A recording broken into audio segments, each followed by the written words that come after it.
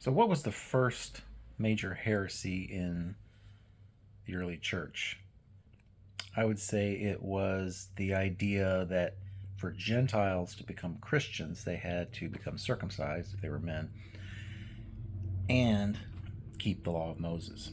Now, the New Testament hadn't been written yet, so what was the answer? There was no clear answer from the Old Testament, so the apostles got together and they discussed it. The apostles decided that Gentiles did not need to get circumcised and obey the law of Moses in order to be Christians.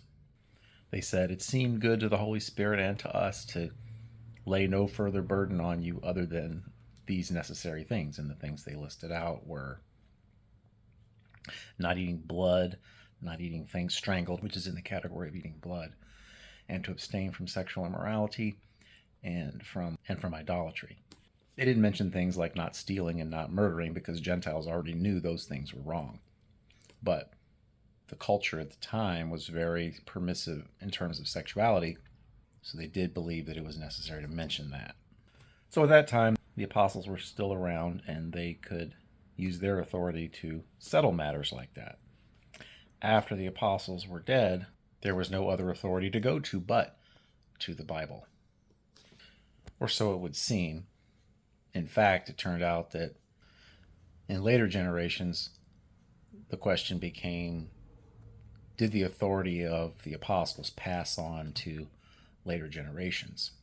There's nothing in the New Testament to indicate that it did. Within local congregations, you had elders who were in charge of leadership of the local congregation, but there was no indication that they were to decide on any new requirements for belief or practice. Yet eventually, people did assume that authority, and eventually you get to things like popes and regional bishops in charge of multiple congregations, something that wasn't specified in the New Testament, but which came to be how things were done.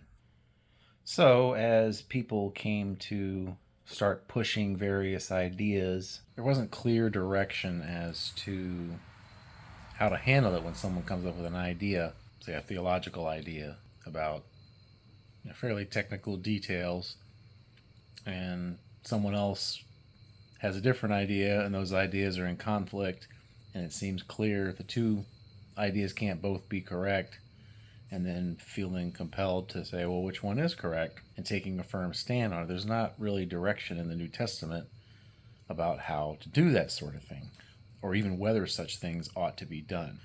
However, there is a strong warning not to fight over minor issues. Titus 3, 9, and 10 is a great place to look there, and that verse 10 is the one place the word heretic is used in the New Testament. It says, don't fight about these minor things, and then it says the heretic after the first and second admonition reject, which seems to imply that the heretics are going to fight over minor issues. And as I said in the last video, you can be right and still be the heretic if you're causing division. So don't fight over minor issues. But what constitutes a minor issue? If there's an issue that comes up, how do we know that it's minor? I did a sub-series earlier, and I'll put a link in the description to a methodology to try to determine what are the essential issues that would be worth fighting over. In the next video, we'll start looking at some examples of things that people fought over, and one viewpoint would tend to win, whereas the other viewpoint would tend to be labeled a heresy. And keep in mind that it may be possible that both views are wrong.